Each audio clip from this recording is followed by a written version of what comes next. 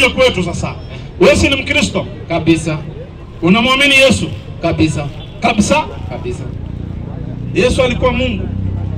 Yesu ni mwana wa Mungu. Sio nani? Sasa tuko hapo. Umeniuliza nitakwambia Yesu alikuwa mwana wa Mungu. Hebu mbishane Joseph, hebu mbishane nimuonyeshe andiko hiyo. Kuja upande unaenda huko.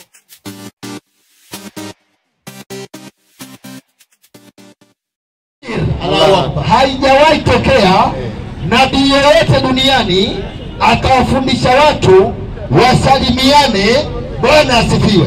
Ndio Yusufu kasema hilo mimi nimenyosha mkono. Tukisema Bwana asifiwe atusalimiane. Sio kusalimiana. We are praising God. Ni kusema Bwana asifiwe. Kwani unasalimiana? Sio kusalimiana. Ni makosa kusema hivyo. Si makosa. Bwana basi unanihukumu na hiyo. Lakini hujasema ni salamu. Wewe ukiona wakati unasema Bwana asifiwe, onyesha watu kwamba ndio Mungu ana nini? Anahitaji kusifiwa. Lakini sio nini? Sasa kusifu Mungu na salamu nini ya maana? Tuseme hivi, ni nini ya maana? Hapo wacha tuende kwa subiri, usitoke hapo mimi. Tutaanzia tu hapo. Salamu. Maana ya salamu ni kusalimiana, si kweli? Eleza. Si ni kusalimiana? Ndio maana niliposhika mic nikasema tufanyeje? Tusalimiane. Wewe ukasemaje? Nikasema asalamu alaykum. Sisi kusalimia. Nikasemaje mimi? Ukasema hiyo haifai. Nikasema si muhimu kwako. Ukasema si muhimu. Nikakwambia praise the Lord, Bwana asifiwe. Sasa hiyo ndio salamu. Sasa kama salamu haifai, sio hiyo tumshukuru Mungu. Mimi sijakataa. Tulikataa. Lakini hiyo unayonisalimia kusema Bwana asifiwe. Wacha tuende kwa swali. Inna lillahi. Tusimanie tu kwa salamu. Unaona sasa? Hebu kwanza nijinafasi mimi. Nijitetee. Jitetee. Mpe huyo. Sura ya 11 aya 69 Qur'an. Nijitetee kwanza. Kisha niyarudishe mashambulizi pande yako. Tusikie jasho ikitoka hapo. Kisha ukumbuke swali ambalo limekufanya unyooshe kidole. Usisahau. Twende. 11:69. Inasemaje? Inasema mwalimu.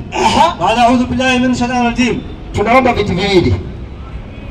Viti viwili. Kuna dada na yule kakangu wapate viti viwili. Waislamu wadogo wadogo. Ukiwa wewe sio kama Abdurazaki akae, mashallah. Alhamdulillah. Allah bana fundi. Naam, namna hii. Sasa 2027 tutajua. Tutamweka hapo Abdurazaki, si kweli bana, safi kabisa. Namna hiyo. Kakangu mwamvuli uko sawa na nyie? Kama jua litawasumbua kidogo naweza rudi nyuma kwa dakika chache. Mko sawa. Sura ngapi shekhe? 11 mwalimu. Aya ngapi? Aya 69. Changamka baba. Na wajumbe wetu ndio malaika kwa sura za kibinadamu. Wajumbe wa Mwenyezi Mungu kwa sura za kibinadamu ndio walimwendea Ibrahimu. Walifika nyumbani kwa Ibrahimu. Twende. Kwa biashara. Asante. Yaani ingekuwa kwa biashara ungekuwa umeniua. Lakini kwa bishara. Habari njema. Tena habari njema tena. Watazaa na kujukuu. Ibrahimu atazaa kisha watoto wake watazaa. Bi maana Ibrahimu ataitwa babu. Endelea. Na kuchukuu. Twende. Na mengine na wakasema. Na mengine. Kisha hawa wajumbe wana maneno wanasema. Wakasemaje maneno yao? Na wakasema nini? Salamu alaikum. Wakasema assalam alaikum. Endelea. Amani juu yenu. Amani ya Mwenyezi Mungu iwe juu yenu. Subiri. Hawa ni malaika wanafika kwa Nabii Ibrahim. Wanatoa bishara. Wanampa habari njema kwamba maisha uliyoishi hapa duniani bila mtoto, sasa ni wakati wako wewe Nabii Ibrahimu wa kupata mtoto. Kisha mtoto utakayempata naye atazaa watoto. Ibrahimu utaitwa babu. Lakini pia wakampa maamkuzi ya kumwambia assalam alaikum. Maana yake amani iwe kwenu. Jamaa zetu hawa wazuri sana wa kuwalazimisha watu wakubali. Bwana asifiwe. Nani kakuambieni hilo? Yusufu alisahau, baadaye akasema hii sio salamu, tunamsifu Mwenyezi Mungu. Sisi salamu yetu iko na ushahidi wa Qur'ani. Mwenyezi Mungu alipomwambia Ibrahimu, wageni walipofikia Nabii Ibrahim, tena sio wageni kutoka hapa Kiamaiko, hawa watoki Kawangware bana, ni wageni waliotoka kwa Mwenyezi Mungu Subhanahu wa Ta'ala. Malaika wanakuja kwa Nabii Ibrahim wanamwambia assalamu alaikum, amani iwe kwenu. Salamu hiyo sio hapa duniani tu, kisha tukiingia katika janna ya Allah tutakuwa tunasalimiana hivyo. Hiyo ndio salamu yetu katika sura ya 10 aya yake ya 10. Nirudi katika pointi, inasemaje? Sura ngapi mwalimu? Sura ya 10 aya yake ya 10. Sura ya 10 aya ya 10. Kuambia watu Bwana asifiwe makosa makubwa, makosa, kwa sababu ukiwaambia watu Bwana asifiwe, wewe ndio umeamrisha watu wamsifu Bwana, wewe hujamsifu Bwana asifiwe. Hii ni fil amri, unaamrisha watu. Na ingekuwa wewe unataka kumsifu Mungu, ungesema tumsifu Bwana, lakini unaambia Bwana asifiwe, na wao bila kujijua, kujitambua, anaitikia amen. Ndio mshasalimiana hivi. Nani kakwambieni salamu hiyo iko katika vitabu? Nabii gani kasalimia watu namna hiyo? Mungu anatuambiaje sisi katika Qur'ani? Twende. Inasema mwalimu, a'udhu billahi minash shaitani rajim. Twende. Ibada yao humo itakuwa, ibada yao humo ndio kusema subhanaka allahumma. Ibada yao humo itakuwa ni kusema subhanaka allahumma. Endelea. Utakatifu ni wako. Tena Mwenyezi Mungu, utakatifu ni wako wewe Mwenyezi Mungu. Ndio Mwenyezi Mungu. Na maamkiano. Subiri, yanatajwa maamkiano. Ukisikia maamkiano ndio salamu. Watu wanaamkiana. Watu wa pwani wamezoea kusema shikamoo, marahaba, habari za asubuhi. Sijui kule Ruahaka na maeneo mengine mnasemaje, lakini pia maamkiano ni salamu. Kwa hiyo ibada yao humo ndani ya janna ya Allah, japo hapa tunawapeleka jamaa zetu mahali ambapo hawataenda na hawatoingia na hata mpango wa kuwepo kule hakuna. Hivyo siku moja itokee bahati mbaya umekosea mlango wa peponi, umekuta Yusufu ndani, piga macho hivyo unaona miwani, huyu naye si Yusufu, hapo utajua tayari umekosea. Umeenda mahali sipo, ndio utarudi nyuma utafute mlango wa nini, wa pepo. Sasa kwa sababu ibada yetu kule ni kusema subhanaka allahumma, utakatifu ni wako wewe Mwenyezi Mungu, na maamkiano yetu huko ndani ya janna ni kusemaje? Maamkiano yao humo ni kusema nini? Salamu alaikum. Huko peponi pia salamu yetu ndio hiyo hiyo tu tuliokuwa tunasalimiana duniani. Leo tunakuja kushinikizwa na watu eti Bwana asifiwe ni salamu, lakini Yusufu kasema nimesalema, nimetoa mkono juu kwamba hii sio salamu, lakini unapinga maneno ya Yesu. Kuna salamu Yesu amefundisha, unaipinga, unakuja kuzua yako.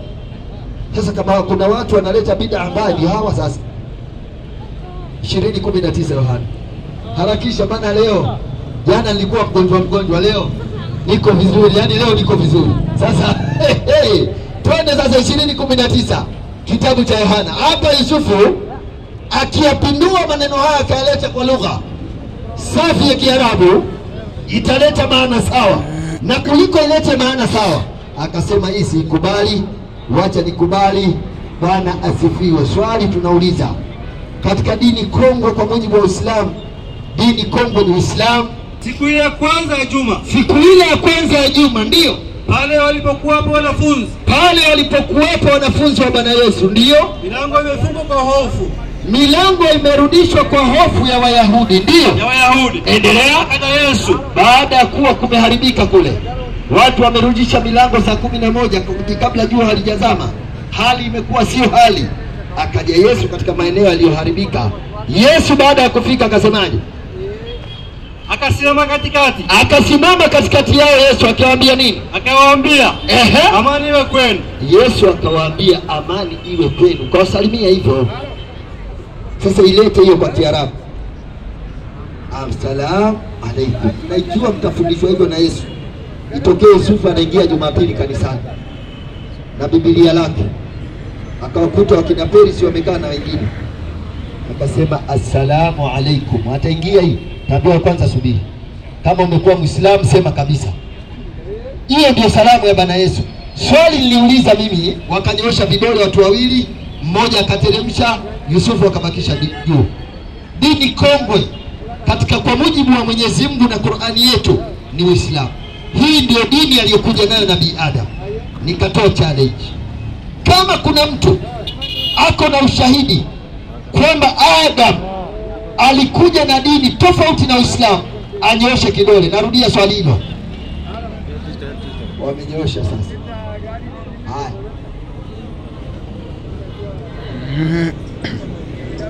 Nani kanyosha kwanza kidole chenye saa? Wacha tujadili bwana. Sasa wewe umekuwa tu mtu wa kwenda shambani kila wakati. Mara Mlembe salamu. Sasa ukisema Mlembe, ukisema Mlembe inakupeleka mbinguni. Salamu hakuna vitu inakusaidia. Mlembe. Salamu hakuna vitu inakusaidia. Unasema Nabat Kelio. Sasa Kelio. Wewe sasa ndio unataka kunirudisha. Nabat Kelio. Unasema salamu hakuna vitu inasaidia. So wewe rudia kauli yako hiyo. Nakwambia salamu ndio ni mahusiano kati yangu na wewe. Sio kati yangu na wewe. Hata jambazi anaambia mtu salamu alaykum. Hata jambazi. Kwa hivyo haiwezi kwa ati ni kitu very special kusema hata salamu alaykum. Kwa hiyo yes, hata wauaji wanasema salamu alaykum. Ukisoma Yohana 19:20 Yesu alipofika akasimama katikati yao, aliingia kwa point ya lile limemleta ama kwanza alitoa salamu? Alisema shalom alaykum. Subiri sasa. Alisema salamu alaykum. Wakati alikuwa anaongea kitu. Sina shida mimi. Alipofika katika maeneo ambako kuliharibika, alienda kwa point moja kwa moja ama kwanza aliwasalimia wale waliokuta? Aliwaambia wawe na amani. Amani iwe kwenu. Kwa hiyo kuambia mtu amani iwe kwako ni salamu. Sio salamu. Unasema good morning. Inna lillahi. Unasema good morning. Yusufu, ni salamu. Hebu twende vizuri. Good afternoon ni salamu. Unataka kunirudisha kwa salamu tena? Wacha tuwe kwa salamu. Tusitoke. Hebu tuambie Adam. Subiri sasa. Au tuende kwa Adam dakika moja. Adam, wacha na salamu. Naomba ufundishe watu kwa mujibu wa Yesu, watu wanasalimiana aje kupitia Biblia? Nakwambia ndugu yangu sikiza. Yaani inaweza kuwa ajabu tukae hapa tunajadili hatukai vile watu wanasema. Ni ushahidi tu, kwa sababu tujadili dini ya Abrahamu ya Adamu ni gani? Ulisema salamu haina maana yoyote. Mimi nasalimiana Mlembe. Wewe unasalimiana hivi. Amani wewe nawe Mlembe. Yesu naye anasalimiana. Na wewe? Yesu anasalimiana. Mimi nasalimia assalamu alaykum wa rahmatullahi wa barakatuh. Hiyo ni Waarabu. Mimi nasalimiana Kiluya Mlembe. Na wewe? Yesu naye anasalimiaje? Yesu anasalimiana shalom alaykum. Kwa lugha gani? Kibrania. Na wewe? Kiswahili yake wewe. Na wewe? Ukileta Kiswahili yako wewe. Peana mic. Acha ukileta Kiswahili yako. Peana mic. Yangu ni Mlembe ya Yesu hiyo Mlembe. Peana hiyo Mlembe chemsha. Chemsha hiyo kunywa supu. Waislamu mkono juu. Hauwezi kupinga maneno ya Allah. Yaani Mwenyezi Mungu anamtuma malaika, anakwenda kwa Ibrahimu anamwambia assalamu alaykum. Huwa anasema haina maana. Tuko na Mlembe. Chemsha hiyo. Chemsha kabisa Mlembe. Hiyo haiko katika maandiko. Hebu Waislamu mkono juu. Hai. Swali tumeuliza sasa, tunakuja hapa. Amesimama ameenda. Sasa nimsaidie. Nini utasaidia? Subiri hapo hapo. Wewe ngoma hujaalikwa. Haya leo unakienda kabisa. Hebu dada apate kitu la mwisho bana. Kuna dada amesimama. Alex, una haraka sana. Kuna mambo inabidi taratibu. Kwanza ndio uyafanye. Ukienda haraka utayafanya. Kuna dada akae hapa. Dada njoo hapa. Kuja tu. Kuna dada, alafu wewe mwanaume nenda pale. Hata kama una wevu, kaa tu. Namna hiyo. Sio kama sisi. Wakae wanawake hapo. Na hapo katikati ya nani utaangalia huko Doni, macho hiyo. Unaweza kumshaanza kufungua 07 hapo.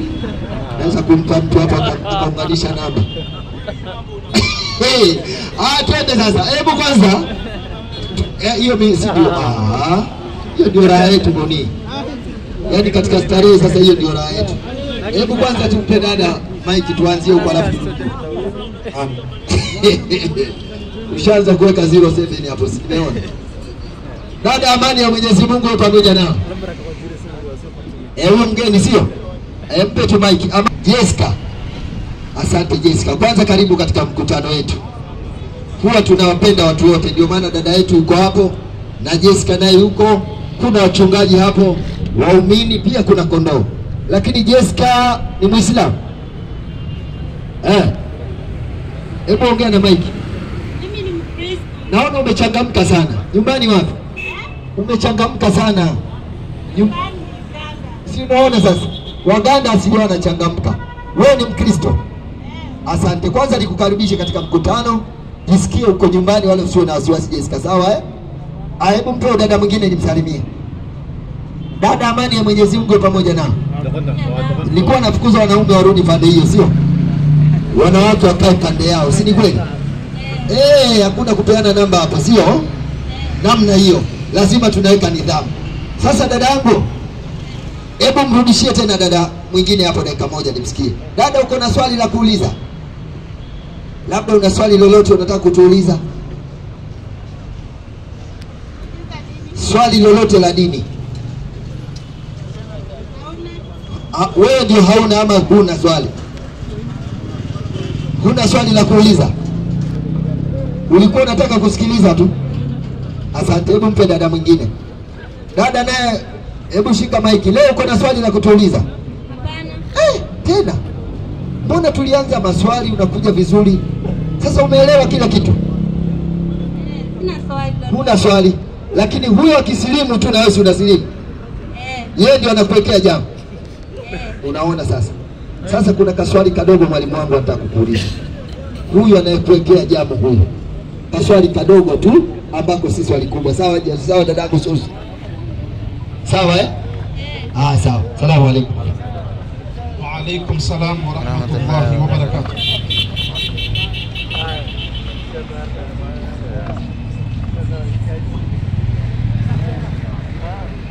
Waislamu, salamu alaykum wa rahmatullahi wa barakatuh. Wa alaykum salam wa rahmatullahi. Alhamdulillahi rabbil alamin. Thumma salatu wa salamu ala ashrafil anbiya'i wal mursalin, amma ba'd. Baada ya kumshukuru Allah subhanahu wa ta'ala na kumtakia rehma na amani Mtume Muhammad sallallahu alayhi wasallam. Dada yangu, mpe dada Dada yangu, unaonaje wewe Muislamu? Uislamu ni dini nzuri, dini ya watu kupendana, dini ya kweli mbele ya Mungu. Unaonaje wewe Muislamu uingie katika dini ya Uislamu? Si ni nzuri? Ngoja mzee akubali. Unangoja mzee akubali. Na akikufa? Ati nini? Anasema na ngoja mzee wake bwana yake akubali. Na akikataa? Atakubali tu. Kwa hivyo Mungu akipenda atasilimu. Mko Waislamu nyote. Si umtangulie ndo mvute. Kwanza kuwa Muislamu wewe, kisha vuta yeye. Nataka tukue wote. Mnataka kusilimu nyote pamoja? Sawa kabisa. Mungu awaongoze. Haya, Patiano, una swali ya kuuliza kabla nipeane? Sina. Siulize tu, ukijibiwa huenda ukawa Muislamu. Sina swali. Hauna swali Haya. Anasema hana swali. Hebu mpe nimfundishe kitu. Dada yangu, wanawake wa Kiislamu mmewaona, si ni kweli? Wanajistiri, si ni kweli? Kisha nywele wanafanyaje? Na wewe umefunika. Ndio maana ufiniki, si ni kweli? Sasa tuulize Biblia, wanawake ambao hawafiniki kichwa ni nini ifanyike, si ni kweli? Mpo huyo. Wakorintho wa kwanza 11:7. Sikiliza masala ya kufinika kichwa. Hawaambiwangu, shida ndio hiyo. Biblia hawasomewi, hawaelezewi. Sasa lakini hapo uzuri wakija tunawafundisha. Wakorintho wa kwanza mwalimu. Yeye amesema hawezi finika kichwa kwa sababu si Muislamu. Maana yake akifinika kichwa watu watasema amekuwa Muislamu. Biblia inasemaje? Soma hiyo. Wakorintho wa kwanza ngapi mwalimu? 11:7. 11:7 inasema. Inasemaje? Kwa maana kweli haimpasi mwanamume. 5 anzia 5. Sawa, nasema. bali kila mwanamke asalipo wakati anaswali au anapohutubu bila kufunika kichwa chake yuaibisha kichwa chake. Mpe. Unaona hiyo maneno Mungu anafundisha mwanamke anapohutubu au anaposwali anafaa kufunika wapi? Asipofunika kichwa, Mungu anasema anaibisha nini? Kichwa yake, sawa Kwa hivyo wewe ukisali bila ya kufunika kichwa ni aibu kwako kwa Mungu, kwa sababu umeaibisha nini? Nini ifanywe sasa? Mpe aendelee. Sikiliza maneno inaendelea sasa. Endelea. Inasema kwa maana si sawa. Kwa maana endelea 5 nasema maana mwanamke asipofunikwa kwa maana mwanamke asipofunikwa kichwa maana mwanamke asipofunikwa na akatwe nywele au ikiwa ni aibu kwa mwanamke kukata nywele zake au kunyolewa na afunike. Mpe. Unasikia hiyo maneno Unaambiwa kama unataka kusali ufunike nini? Kichwa. Na kama hujafunika ukatwe nini? Hiyo nywele. Na kama unaona kukatwa nywele ni mbaya, basi ufanye nini? Ukifunika kichwa ukatembea barabarani, watu watasema umekuwa dini gani? Ukifunika kichwa ukatembea barabarani, watu watasema umekuwa dini gani? Islam. Kumbe Biblia inataka uwe nani? Islam.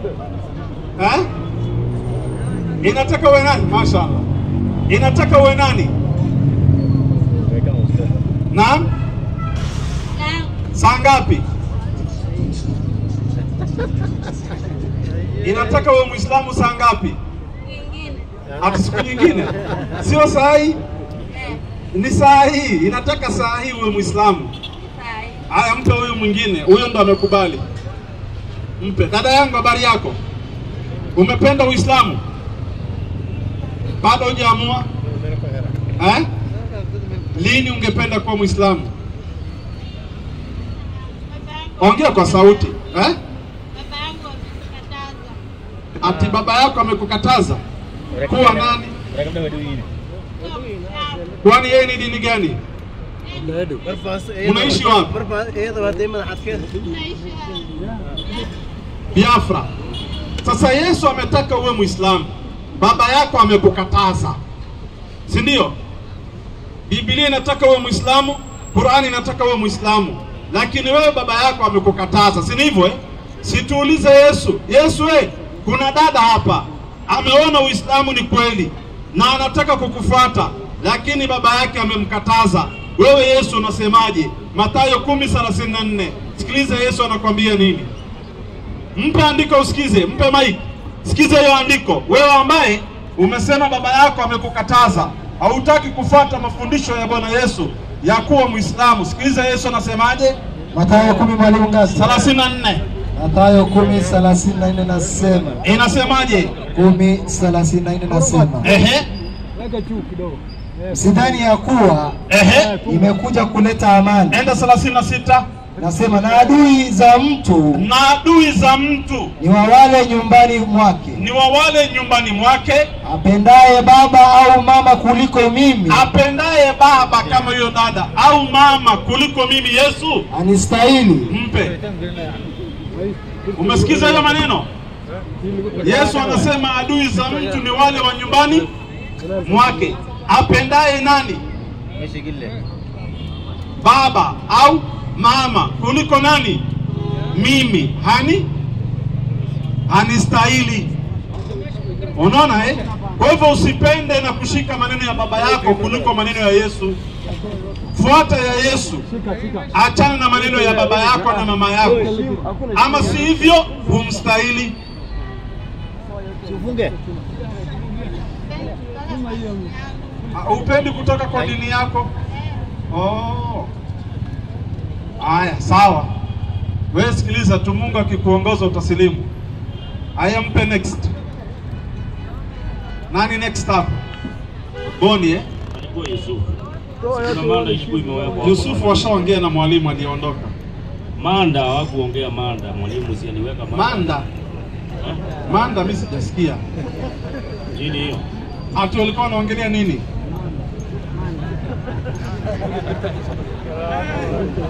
Wali walikuwa wanaongelea nini? Sikujua. Sikujua. Wao walikuwa? Ndio. Walikuwa wanaongelea nini?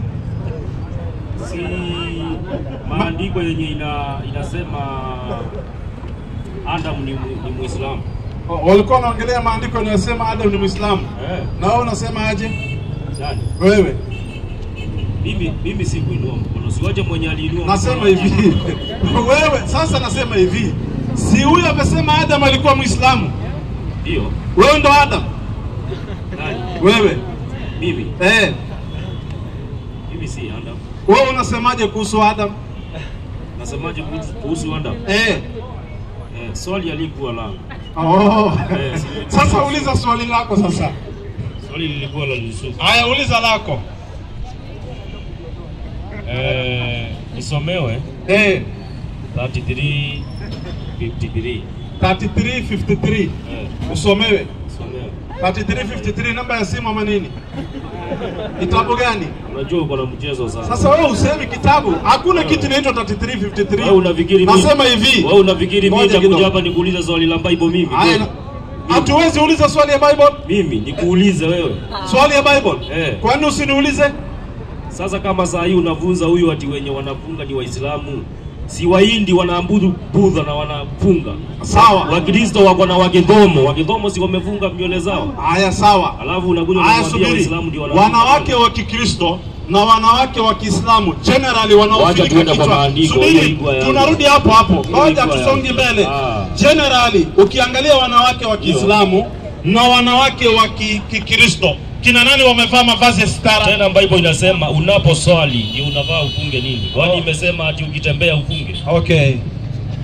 Mpa huyo tuulize kama ni kutembea unafinika ama ufiniki. Imesema. Nakutolea andiko, subiri wewe. Nasema hivi. Subiri. Umesema wanaposali ndo wanafinika. Si amesema hivyo? Umetoa hiyo maandiko ikasoma. Mimi ndo nimetoa. Sasa nitatoa nyingine, sio wakati wa kusali peke yake. Nitatoa hata wakati wako njiani. Kitabu cha Mwanzo 24:64. Ruka hapo. Mtu asome. Kwa unafikiri natoa ya swala peke yake? Analeta ile akili mwanamke akisali afinike, lakini kama asali asifinike. Sasa nakutolea mpaka ya barabarani sasa. Mwanamke anachukua shela anajifinika. 24:64 Mwanzo. Nasema 24:64 inasema. Inasemaje? Rebeka ambaye ni mwanamke akainua macho yake naye alipomwona Isaka ambaye ni mwanaume, na huyu ni mwanamke Rebeka, na yule ni mwanaume, huyu ni ajnabi kwa yule. Alipomwona yule mwanaume akafanyaje? Inasema Rebeka akainua macho naye alipomwona Isaka mwanaume alishuka juu ya ngamia, akamwambia mtumishi yule mwanamke mwenzake aliyekuwa anamtumikia, ni nani mtu huyu? Ni nani huyu anayekuja? Ajaye kondeni hii letu. Ajaye kondeni tulaki.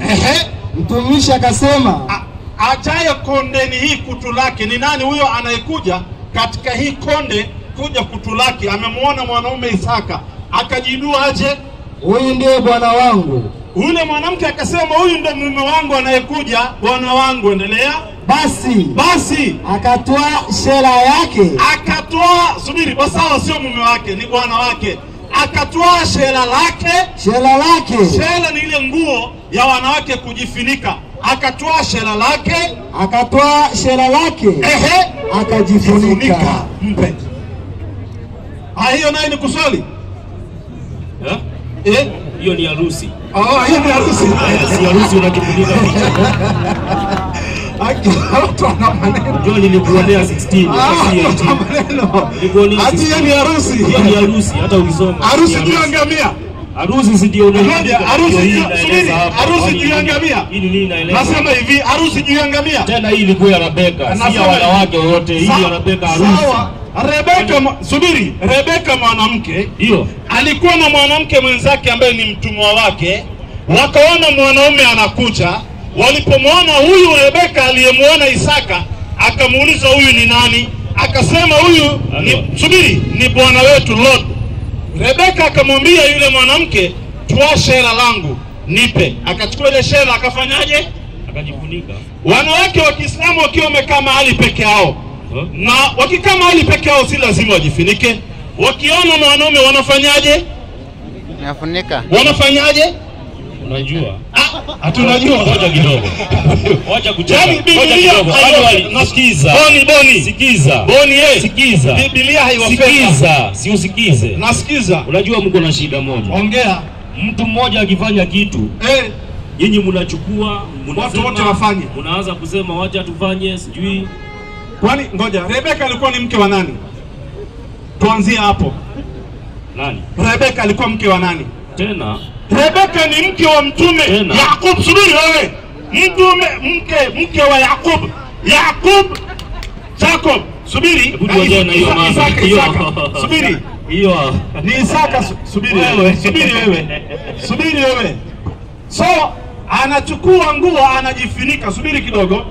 Mwanamke ambaye ameolewa mpaka na mtume anajifunika. Nyinyi wake zenu hawajifuniki, wanatembea nusu uchi. Haina shida. Timotheo wa kwanza 2:12. Haikuwa maana. Mpeni kwake sawa, bado sijamaliza. Mpe. Mimi nimetoa maana. Ngoja, subiri wewe. Na kuongezea nyingine. Mpe huyo. Timotheo wa kwanza 2:12. Na kuongezea dosi. Hii sasa ukiruka hii. Wewe sasa utakuwa uko na nini? Huyu sasa atakuwa ni summun bukmun. Hum fahum. La yaqilun la yafqahun. Soma hiyo. Inasema mwanamke na ajifunze. Anzia 10 nasema bali kwa matendo mema. Anzia 8. Sawa. Sikiliza hiyo maneno, mafundisho hii inaanzia hapo 8 sasa. Soma hiyo. Basi Mungu anaongea, anasema basi nataka wanaume wasalishe kila mahali. Hii ni mafundisho ya Biblia, si Qurani. Mungu anasema nataka wanaume wasalishe kila mahali. Lakini kanisani ni wanawake wanasalisha. Dini peke yake wanaume ndo wanasalisha peke yao, ni Uislamu. Kwani uongo? Kila Jumapili, Jumamosi ni wanawake ndo wanaongoza ibada kanisani. Arudia andiko tena. Nasema basi nataka wanaume wasalishe kila mahali. Mungu anasema nataka wanaume wakuwe maimamu, wasalishe kila mahali, huku wakiinua mikono iliyotakata pasipo na hasira wala majadiliano. Wanainua mikono hivi. Endelea. Vivyo hivyo wanawake na wajipambe kwa mavazi ya kujistiri. Na wanawake wajipambe kwa mavazi ya kujistiri, ya kujifunika, pamoja na adabu nzuri. Na moyo wa kiasi. Tena moyo wa kiasi. Si kwa kushuka nywele. Si kama hiyo wanasuka nywele. Kuna kusuka na kuna kusonga. Kusonga ni kuchukua ile nywele yako original unaweka line. Kusuka ni kuchukua nywele ya maiti unakuja kuweka juu ya nywele yako. Ama kamba. Lakini ama nywele ya farasi. Endelea sasa. Nasema wala si kwa dhahabu na lulu. Endelea. Wala kwa nguo za thamani. Endelea. Bali kwa matendo mema. Kama ipasavyo wanawake wanaokiri uchawa Mungu. Unaona sasa, hiyo ndio mafundisho. Ya pili, wanawake hawaruhusiwi kanisani kuhubiri. Hapo wote kila siku Jumamosi, Jumapili wanawake ndio wanaongoza ibada. Kitabu cha Wakorintho wa kwanza 14:34. 14:34. Wakorintho wa kwanza 14:34. Na dini ya Ukristo umechafuka kwa sababu ya wanawake kuongoza ibada. Ukimpa mwanamke ndo anaongoza ibada, hati anaongoza wanaume, hapo ndo start of corruption. Nasema for your information, saa hii wanataka kuleta Bible, wanasema Mungu sio hii, ni she. Ndo kitakuja kiumare katika Ukristo. Wanasema Mungu ni mwanamke. Si mliopatia wanawake fursa, mtakiona. Soma hiyo kwanza. Nasema wanawake. Ati nini? Wanawake Na wanyamaze katika kanisa. Na wanyamaze katika kanisa. Siku hizi wanyamaze ndo wanahubiri. Endelea. Maana hao wanawake hawana ruhusa kunena. Huko kanisani hawafai kuhubiri wala kunena, bali watii. Tena wanafaa tu watii kama vile inenavyo Torati nayo. Endelea. Nasema nao wakitaka kujifunza neno lolote, wakitaka hao wanawake kujifunza neno lolote, na waulize waume zao wenyewe, waulize waume zao wenyewe nyumbani mwao. Hii wanawake wanaenda kuuliza wanaume maajinabi huko wakikatiana, wanafikiri nafanya mchezo huko. Maana ni aibu wanawake, ni aibu wanawake kunena katika kanisa. Hebu Boni, hata ngoja, nimefurahia sana. Subiri, hii mafundisho inakaaje? Nimefurahia sana. Unafurahia sana kwa sababu huyu ni Paulo na unasema sikiza venye Mungu anasema. Nimefurahia sana. Sawa. Leo Biblia imekuwa maneno ya Paulo ni mtu. Nimefurahia sana. Nisikize kidogo. Paulo ni mtu. Saa zingine anaweza akanena maneno inayolingana na Torati, maneno ya Mungu. Hakusema hii maneno ni yangu, akanukuu Torati akasema kama inenavyo Torati, sio yake. Hii maneno ni ya Mungu.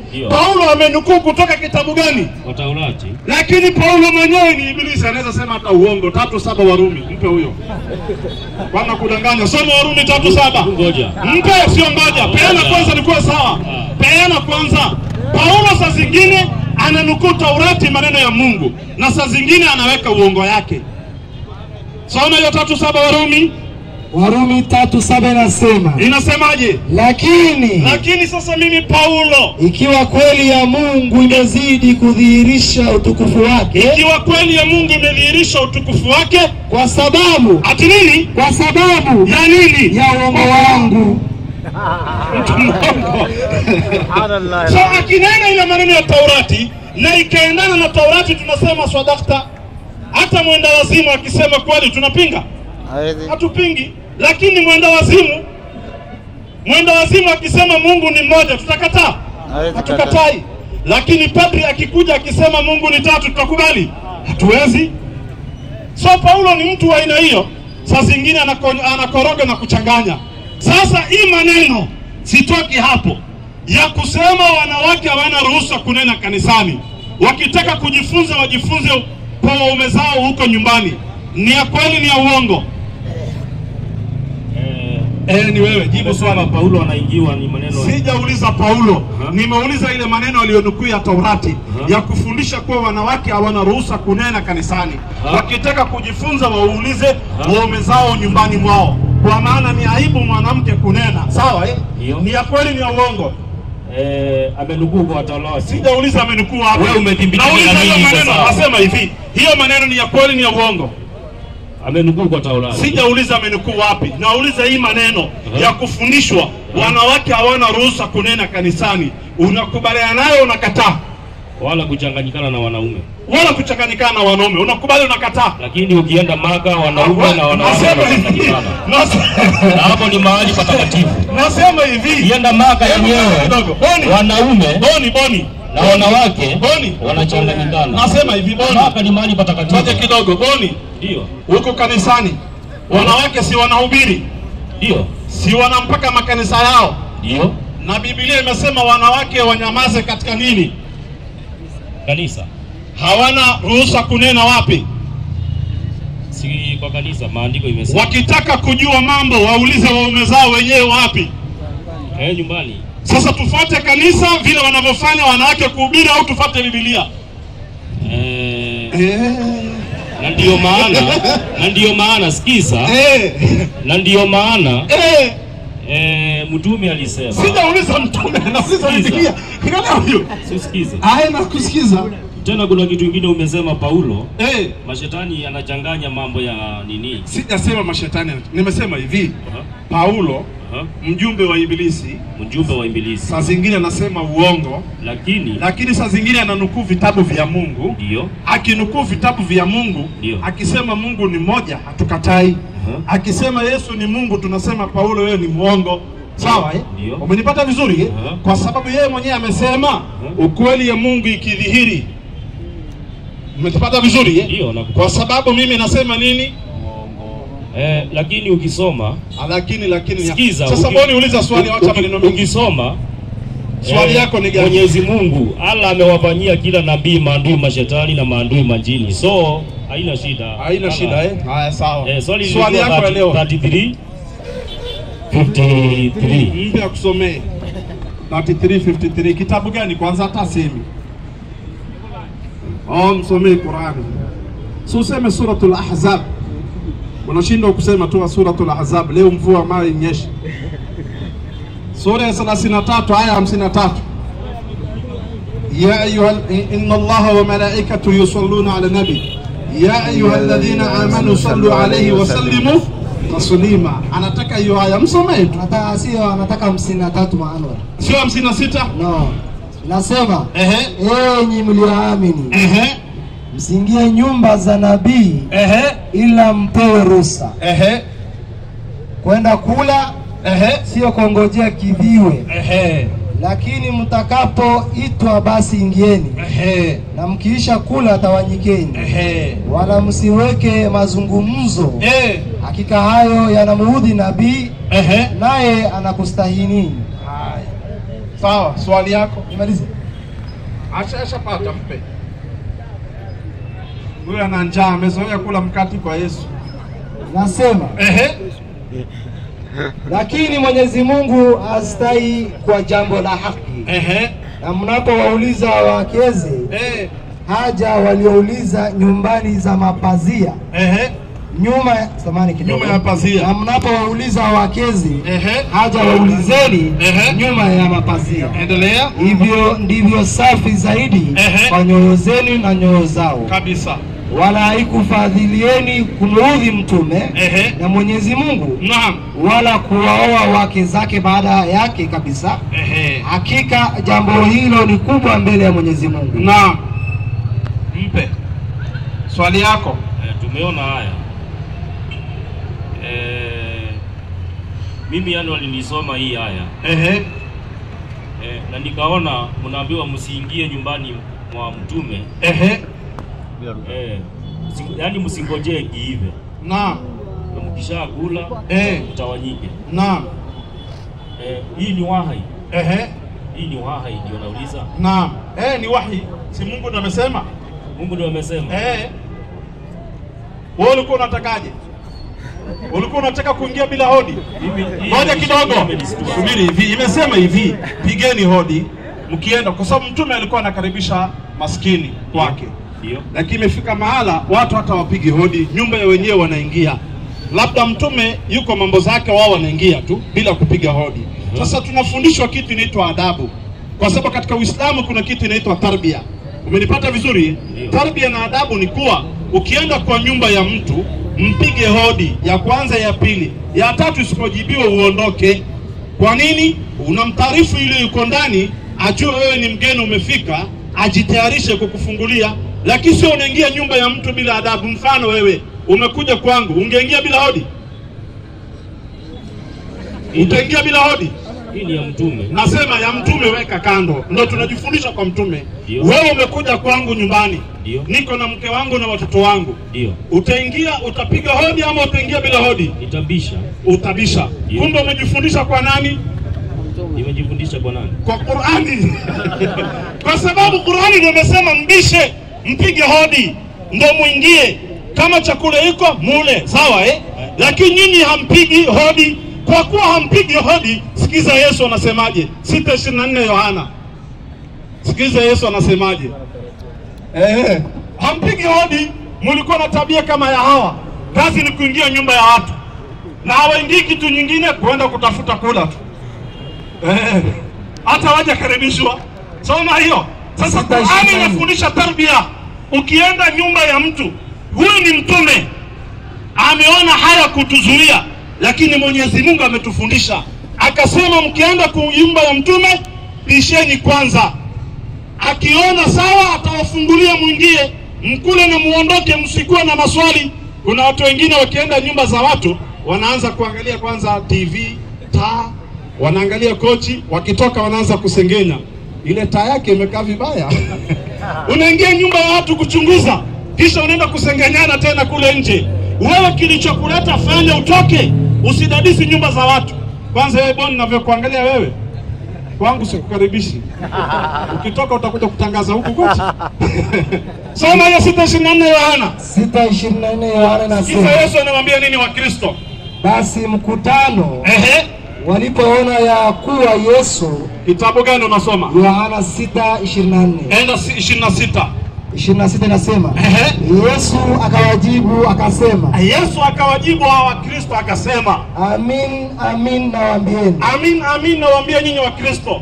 Nyinyi mnanifuata. Nyinyi Wakristo mnanifuata. Si kwa sababu mliona ishara. Si kwa sababu mliona ishara, hapana. Bali kwa sababu mlikula ile mikate mkashiba. Mpe.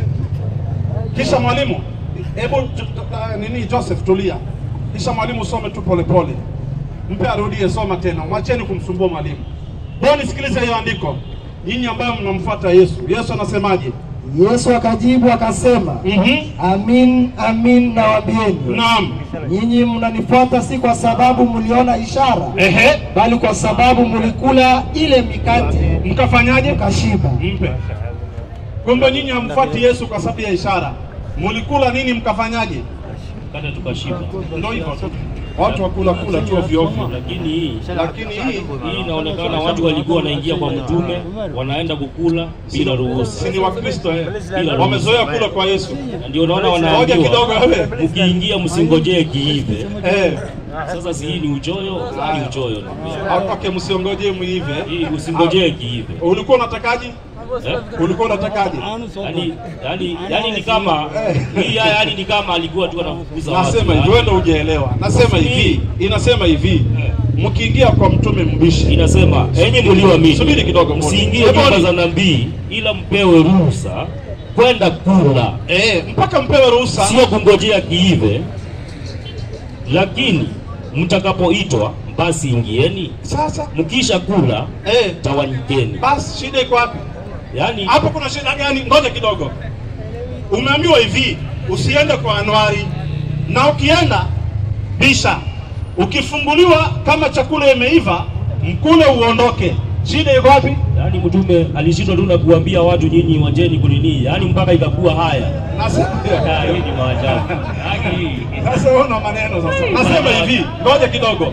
Ukiambiwa, subiri Boni, ukiambiwa usifanye hivi, fanye hivi. Kwa hii akhlaq tuliyofundishwa, ni sawa sio sawa?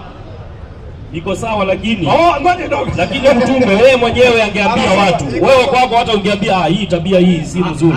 Lakini mpaka yaje itakuwa haya. Mtume hakuambia, nasema hivi. Ngoja, mtume hakuambia kwa sababu aliona haya kuambia. Lakini nani aliwaambia direct? Nani aliwaambia direct? Nani?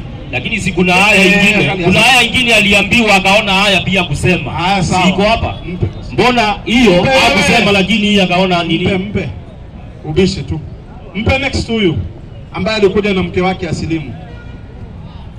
Rafiki yangu, habari yako? Nzuri. Umesema dada amesema pale. Niangalie mimi. Tuachane na dada. Amesema ukisilimu na yeye anafanyaje? Anasilimu. Anaongoje wewe ufanye nini? Ni ngumu. Kuokoka ni maamuzi ya mtu. Sijauliza kuokoka. Kusilimu. Hata kusilimu ni maamuzi ya mtu. Kwani wewe umesilimu? Hata siwezi. Kwa hivyo unazuia dada? Si kumzuia. Kwa hivyo unatafuta partner wa motoni? Unajua hatuja. Ngoja kidogo. Sawa, uliza. Kumbe utaki kwenda jehanamu peke yako? Kitu ya kwanza. Ngoja kidogo. So wewe utaki kusilimu, si ndio? Ruhusu dada asilimu. Dada amependa. Anasema lakini anataka kuja na mume yake msilimu. Ndio nasema sio sister yangu kwa sababu sister yangu ndio tumekuwa wakubwa pamoja katika Ukristo. Huyu ni mke wangu. Kwa hivyo unaweza kumruhusu. Ndio nasema. Mpe ruhusa sasa hivi uone kama atasilimu. Ngoja, mpe ruhusa sasa hivi uone kama atasilimu. Maamuzi ya mtu ni ya mtu. Mwambie nimekupa ruhusa. Fanya hivi. Mwambie mke wangu nimekupa ruhusa kuwa Muislamu. Mwambie hivyo. Wewe unaambia bibi yako aende. Unaweza kufukuza. Huyo haendi. Nasema hivi, huyo haendi. Anabaki na wewe. Lakini amesema huyu ni mume wangu. Akinipa ruhusa nitasilimu. Au nasubiri asilimu tusilimu pamoja. Yeye amependa. Nisikize kidogo. Yeye amependa lakini ana heshima kwa mume wake. Anasema huyu mume wangu akinipa ruhusa nitasilimu na nimependa. Lakini tukisilimu pamoja ni bora zaidi. Wewe hutaki. Unajua mna record na hisi mada. So tuende mbele. Huyu bwana nimemwonea 18. Anaogopa mke wake asilimu au aachane. Unajua. Haya sawa, uliza swali. Sawa, nataka msomaji anisomee kitabu gani? Quran 5 119. Ampe akusomee. Quran 5:119. Mashallah, siku hizi wakiwa na mke wake wanasoma nyumbani Quran. Allah waongoze. Semeni amin. Soma 5:119. A'udhu billahi minash rajim. Mwenyezi Mungu atasema, hii ndiyo siku ambayo wakweli utawafaa ukweli wao. Wao watapata bustani zipitazo mbele yake mito. Humo watakaa milele. Naam. Mwenyezi Mungu amewawia, yani amewapa radhi. Nao wawe radhi naye. Huku ndiko kufaulu kukubwa kabisa. Mpe. Sawa, kuna ingine kama hiyo 9:119. Ili iweje? Unatakaje? Swali yako ni gani? Wala uliza swali kuhusu Yesu. Anaenda kudanganya peponi na uendi. Ndio mtu. Janna aendi, anauliza maswali ya janna. Angesilimu labda ingekuwa mzuri aulize, lakini bado sasa hivi hajasilimu. Janna ni ya Waislamu. Nyinyi mtaionea view sasa. Soma hiyo. Tauba 119. Inasemaje? A'udhu billahi minash rajim. Enyi mlioamini. Allah anasema ya ayyuhalladhina amanu, enyi mlioamini. Mcheni Mwenyezi Mungu na kuweni pamoja na wakweli. Unaona? Taqullaha, mcheni Mwenyezi Mungu. Na kuweni pamoja na wakweli wanaosadikisha Uislamu wao. Wanaosadikisha Uislamu wao kwa vitendo, si kwa maneno tu ya mdomo. Kwa vitendo, si kwa maneno tu ya mdomo. Imeisha. Hapo mwalimu, nimesema tukue wa kweli kabisa kwa kila jambo. Lakini mimi nastaajabu nikikuja hapa. Mtu anaweza, yani mwalimu anaweza soma Biblia na aguse kama Ufunuo 2 hapo, kuna kanisa alisoma mwalimu hapo. Akagusa kuna mtu ako na upanga mkali hapo. Hapo ndipo kiti cha Shetani. Hapo endelea mbele. Swali yako ni gani? Akaachia hapo. Swali yako. Sasa kama nyinyi wa kweli na mnaelekeza watu sawa, mbona usimsomee hiyo fasi yote ili aelewe? Haya sawa. Ulikuwa unataka verse gani? For example, hiyo Ufunuo. Sasa subiri. Ukisoma Timotheo 3:16. Mungu anasema hivi, kila andiko, sio kila maandiko, sio maandiko, kila andiko lenye pumzi ya Mungu lafaa kwa mafunzo, kwa mafundisho. Sawa Andiko ngapi nafaa kwa mafundisho? Moja. Akisoma Ufunuo 2:12, akimaliza hiyo 2:12, andiko ngapi hiyo? Moja. Anaweza akafundisha watu sawa? Anaweza akafundisha, lakini itakuwa na maana, kwa sababu maana ameiacha chini. Subiri, hiyo lakini ni yako, si yangu. Mungu anasema kila andiko lenye pumzi ya Mungu lafaa kwa mafundisho. Tuweke kando, tuje kwetu sasa.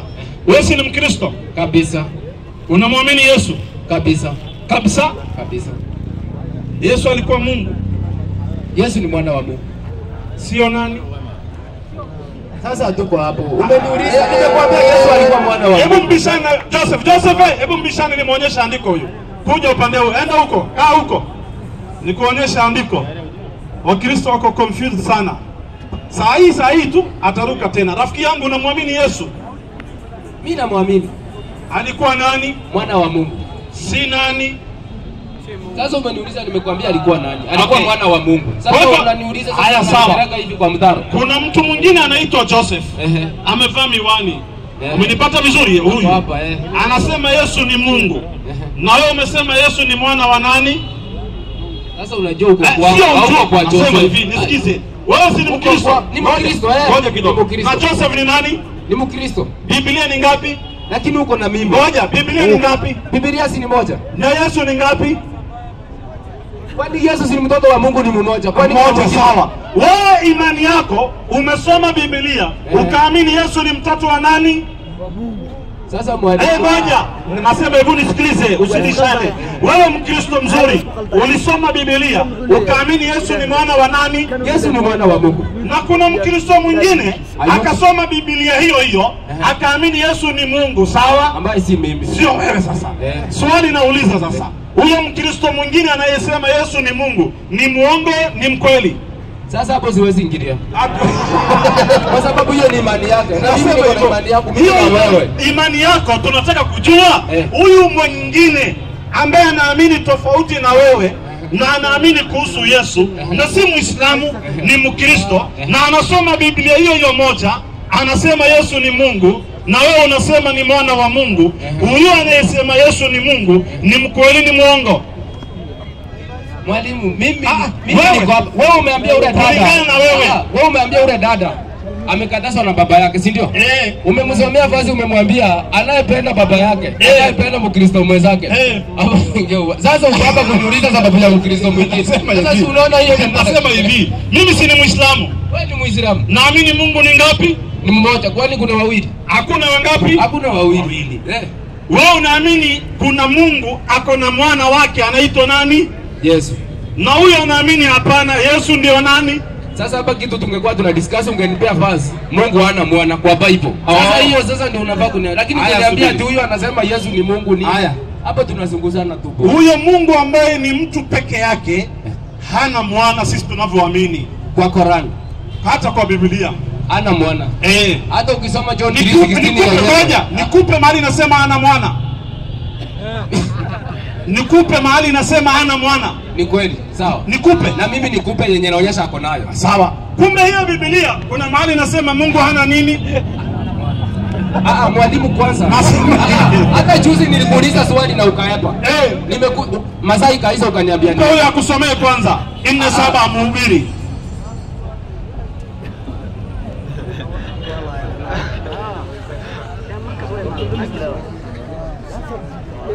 Mhubiri 4:7. Enda nane tayari. Mungu ni mtu wa vita.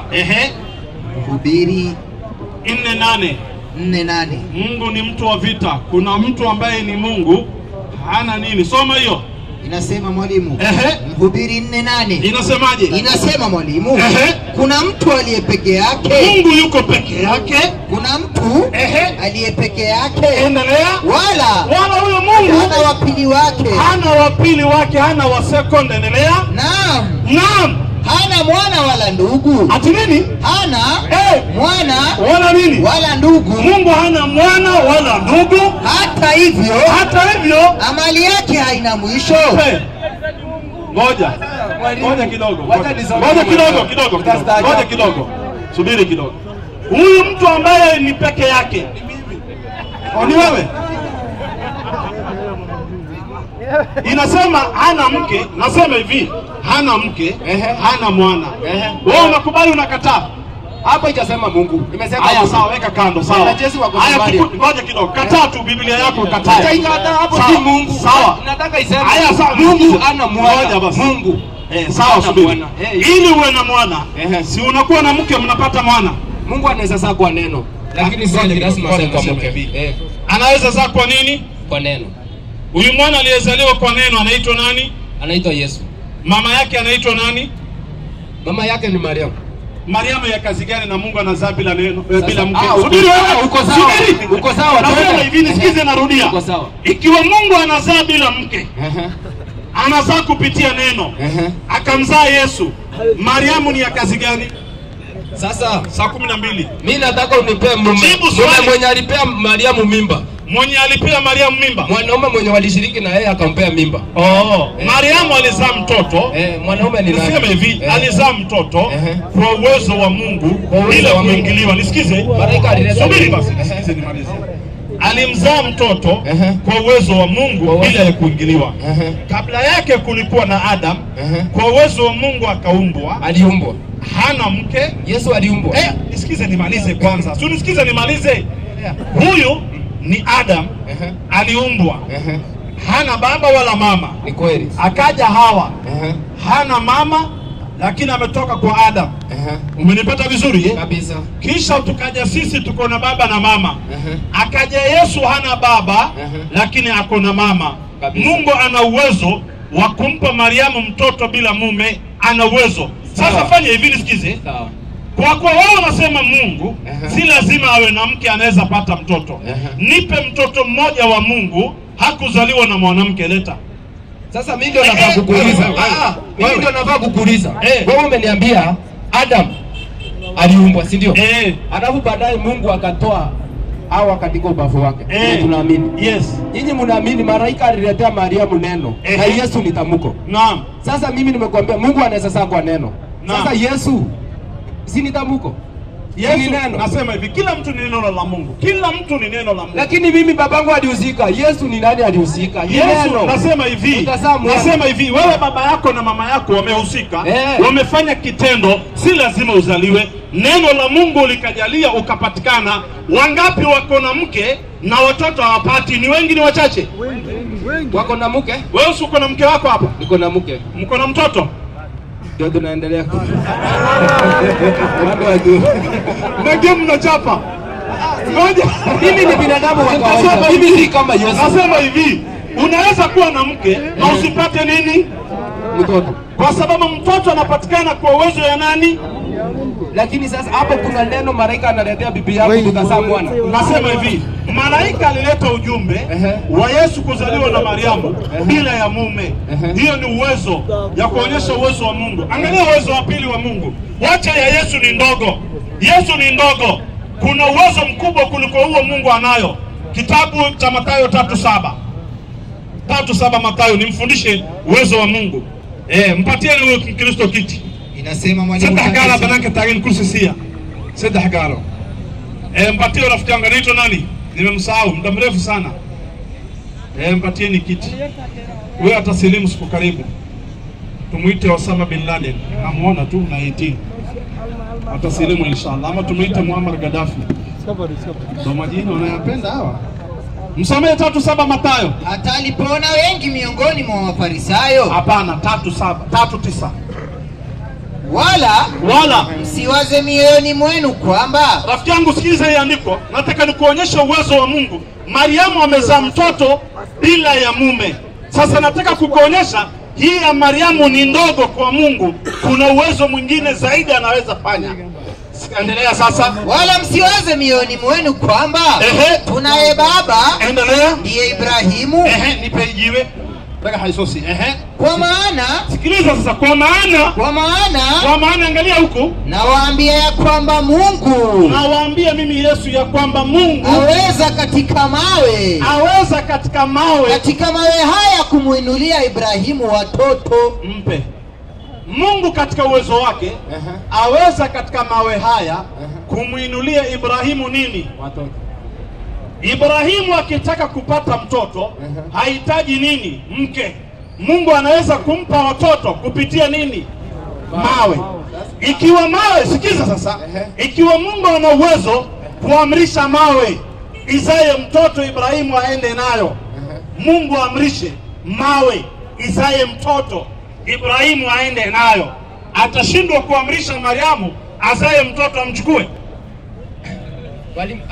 Hapo uko sawa, anaweza. Kumbe hata Yesu aliambia wale wetu walikuwa wanampeleka Yerusalemu, hata msiponipigia sangwe na nderemo, nitaweza ya pepa ya mawe yakanipigia. Uje uelewe mfano. Nasema hivi, ikiwa Mungu ana uwezo wa kumpa Ibrahimu watoto kutoka kwa mawe, sio mke. Ukiambiwa leo taarifa ya Citizen, tunatangaza hospitali ya Pumwani amepatikana mwanamke mdogo bikra ana mimba, amezaa mtoto. Hiyo ni tangazo ya kwanza. Tangazo ya pili, tunatangaza hospitali ya Sili tumepata jiwe imejifungua mtoto wa kiume. Umenipata vizuri? Katika hizo taarifa mbili, gani ya kushtua? Hiyo ya jiwe. Ikiwa Mungu ana uwezo akatoa watoto kwa jiwe, atashindwa kutoa mtoto kwa Mariamu? Hapa tunaenda, ndi tumesema Yesu ni tamko, ni neno la Mungu. Mpe wewe. Ubishi tu. Ubishi. Nani ana swali ya mwisho kisha nimjibu? Mpe huyo wa kofia. Abu Jahal, tulia, tunarudi kwako. Tulia. Mimi na allergy na kuongea na Abu Jahal. Rafiki yangu, habari yako? Salama sana. Unaitwa nani? Naitwa Vincent. Vincent, uliza swali kisha niongee na Waislamu. Okay, nataka nisomewe aya kwa Qurani. Na usisome mabano tafadhali na kuomba. Aya tu bila mabano. Aya bila mabano, niulize swali. Aya gani? Qurani 15:9. Mpe akusomea. Bila mabano. Bila mabano mimi nakusomea. Inna nahnu nazzalna dhikra wa inna lahu lahafidhun. Mpe. Hiyo haina mabano. Haina mabano, tafsiri. Tafsiri mimi sijasikia hiyo bando. Tafsiri sasa kusomea na mabano. Atoe hiyo mabano. Mimi tafsiri. Aya msomee. Sawa, soma tu. Aya msomee. Aya haina mabano, msomee. Hakika sisi ndio tulioteremsha ukumbusho huu, na hakika sisi ndio tutauilinda. Haya, mpe swali yako bila mabano hiyo. Sasa swali yangu iko hapa. Ingawa huu baruani kuna kitu hapa ameweka, lakini Mungu anasema katika Qurani hakika sisi tuliteremsha ukumbusho, dhikr kwa Kiarabu ni inna nahnu nazzalna dhikr. Yes. Na hakika sisi tutailinda. Sasa kuna swali.